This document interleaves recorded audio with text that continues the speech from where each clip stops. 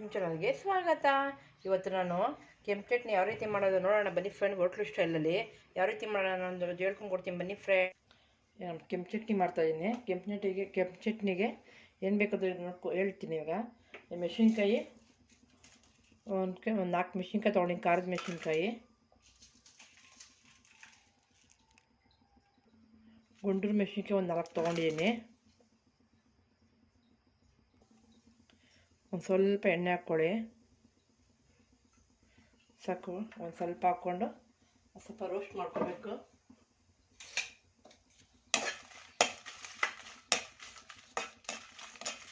ಸ್ವಲ್ಪ ಬಿಸಿ ಮಾಡ್ಕೊಳ್ಳಿ ನೀಟಾಗಿ. ಇದಾಗಿದೆ, ಇದು ಸ್ವಲ್ಪ ರೋಸ್ಟ್ ಆಗಿದೆ ಇದು ಮೆಣಸಿನ್ಕಾಯಿ. ಇದು ತೊಗೊಳ್ಳೋಣ ಇದನ್ನು ಒಂದು ತಟ್ಟೆಗೆ.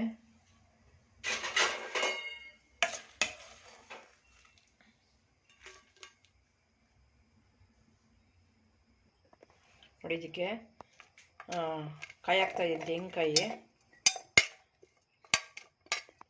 ಇನ್ನು ಮೆಣಸಿನ್ಕಾಯಿ 2 ಥರ ತೊಗೊಂಡಿದ್ದೀನಿ ನಾನು. ಖಾರದ ಮೆಣಸಿನ್ಕಾಯಿ ಒಂದು 4 ಇದೆ, ಬೆಳಗ್ಗೆ ಮೆಣಸಿನ್ಕಾಯಿ ಒಂದು 3-4 ಇದೆ. ನಿಮ್ಮ ಖಾರ ಎಷ್ಟು ಬೇಕಷ್ಟು ಹಾಕ್ಕೊಳ್ಳಿ.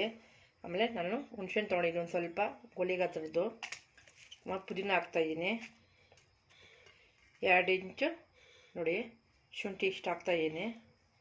ಹುರ್ಗಡ್ಲೆ ಒಂದು ಬೊಟ್ಟು ತೊಗೊಂಡಿದ್ದೀನಿ. ನಿಮ್ಗೆ ಎಷ್ಟು ಕ್ವಾಂಟಿಟಿ ಬೇಕೋ ನೋಡ್ಕೊಂಡು ಹಾಕ್ಕೊಳ್ಳಿ. ಕೊತ್ತಂಬರಿ ಸೊಪ್ಪು ಸ್ವಲ್ಪ, ರುಚಿ ತಕ್ಕಷ್ಟು ಉಪ್ಪು ಹಾಕ್ಕೊಳ್ಳಿ. ಬೆಳ್ಳುಳ್ಳಿ ನೋಡಿ ಒಂದು 3 ಎಸ್ಲು ಹಾಕ್ಕೊತಾ ಇದ್ದೀನಿ. ರುಬ್ಕೊಂಡು ಬರ್ತೀನಿ ಇದನ್ನು ನಾವು.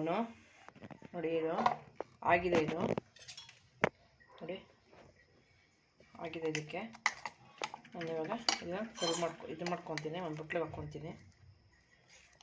ನೋಡಿ ಫ್ರೆಂಡ್, ಕೆಂಪು ಚಟ್ನಿ ರೆಡಿಯಾಗಿದೆ. ನಾನು ಒಗ್ಗರಣೆ ಬೇಕಾದ್ರೆ ಒಗ್ಗರಣೆ ಮಾಡ್ಕೊಬೋದು. ಒಗ್ಗರಣೆ ಮಾಡಲಿಲ್ಲ ನಾನು ಅದಕ್ಕೆ.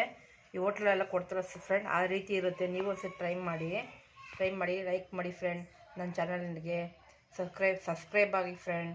ನನ್ನ ವಿಡಿಯೋ ನೋಡಿರೋದಕ್ಕೆ ಎಲ್ಲರಿಗೂ ಧನ್ಯವಾದಗಳು ಫ್ರೆಂಡ್. Thank you.